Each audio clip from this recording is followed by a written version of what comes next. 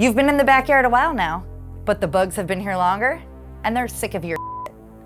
My name is Shyla, and welcome to the vlog for Grounded's newest update, The Bugs Strike Back. Introducing 3 new modes where the bugs can strike back.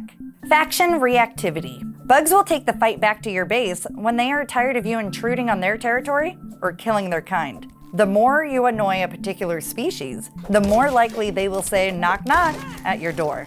Waft Provoker. Want to anger the yard at will?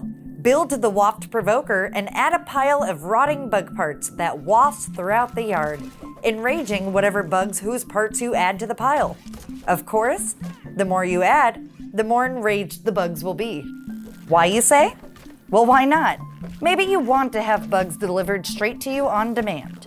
Also, be sure to share with us your accomplishments. How big of a wave can you survive? What is your strategy for success? All of these answers will only help us make the base defense mechanics better. So please, share your stories. Mixers. Find mixer tanks across the yard, mixing some good old raw science for Wendell's experiments. Then, overdrive the system by turning on the mixer speed beyond suggested limits and trigger an explosive result to collect the massive amounts of raw science inside. Though, mixer overdrives are noisy and take time, and nearby bugs don't particularly appreciate that. As with all new features we add into the game, we look forward to hearing your feedback on these defense modes. This is something that has been in development for a while now, and the team is excited to hear from you on what they can continue to do to improve these features. What is working for you? What are you struggling with? And what would you like to see added? Tell us. We're listening, and we can't wait to hear what you say. But it wouldn't be fair if the bugs got all the new abilities. So to help you out, we've added some new defensive resources for you to use. Pebble and pollen turrets can now be built, giving you a boost in attacking and taking your enemies down, while the explosive bird traps are fun little balls of explosive goodness when you trigger them with something spicy. Previously, you used to be able to upgrade your weapons, but now you can upgrade your armor too. Low-level upgrades, meaning levels 1 through 5, will allow you to increase your armor's damage threshold by 5% per level and require grub leather plates. Once you hit level 6, you'll have to make a choice. Will you go the bulky path and increase your damage threshold by a significant amount, making you more, bulky? Or will you go the sleek route, which will increase your damage threshold a bit, but not as much as the bulky path? It will unlock innate status effects on the armor piece. The choice is yours. On top of all of this, weight classes have also been reworked. For example, the penalty for heavier armor is now stamina per weapon swing instead of stamina regen delay. And the heavier the armor class, the more damage reduction it has, but the more stamina it will cost you to attack. With all the new changes made, we can't wait to start seeing all the different sets y'all put together to help you out in the backyard. You could peep locations and whatnot previously, but now you can peep to gain the ultimate knowledge to take your enemies down with this free peeper upgrade.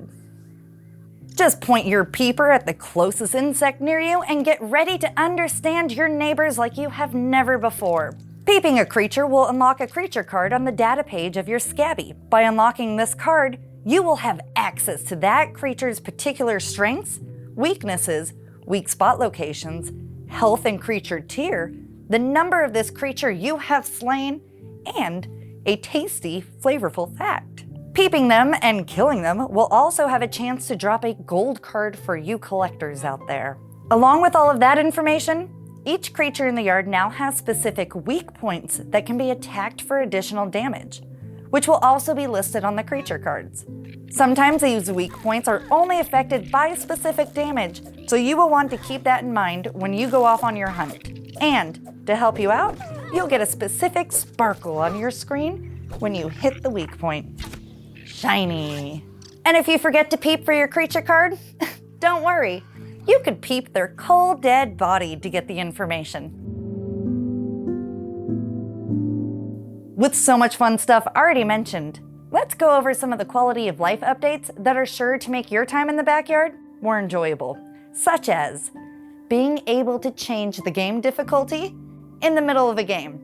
This is something you've asked for, and it's finally here for you to use as needed, since you can now swap the difficulty in any game not in creative mode. You can now change some of the custom game settings of your custom games mid-game. That's a lot of game. Just keep in mind that you cannot change the all recipes unlocked and free, bug spawn, and quest settings after starting a game. You can now name storage containers, making it easier for all you box buddies to keep things in order. And you can also rename save game names so you know which save you are loading up. Field stations now feature state-of-the-art advanced system library terminals that connect directly to Burgle's lab tech from anywhere in the yard. You can now access the Science Shop, Burgle's Quest, and Milkmuller Infusion interfaces at any field station you find without visiting Burgle directly at the Oak Lab. The Charcoal Canteen and Charcoal Torch have been added to help you explore and keep you able to explore longer than before without needing to find fresh water or make a new torch. Sap collectors now feature a take-all function. Also, the story and quest progress will be reset to allow the team to work on some behind-the-scenes activities regarding the story. This change will not affect anything you have built, crafted, and purchased in the backyard, but it will allow the team to continue to build the foundation for the story. Speaking of the story, you may notice a few changes in the story as the team has already begun adding the first bits into the game. And Burgle even has some new stories to share and a new quest for you to uncover. Lastly, we are jumping for joy over this brand new game mechanic that was added with this update. Instead of telling you about it though, we're just gonna show you.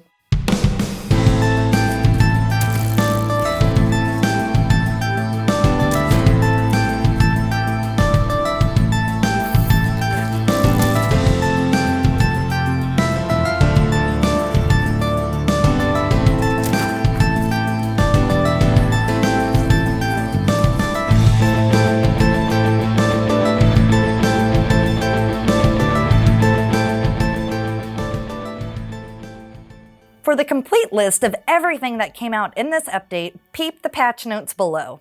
Also, as with every update, we would like to suggest restarting the game to experience the backyard fresh, with all the changes implemented. This helps the team tremendously to make sure that the start of the game flows nicely and is welcoming to new players.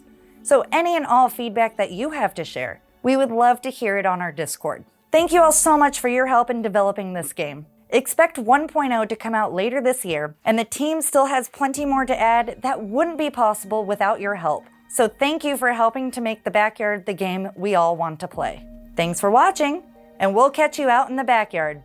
Stay safe and stay grounded.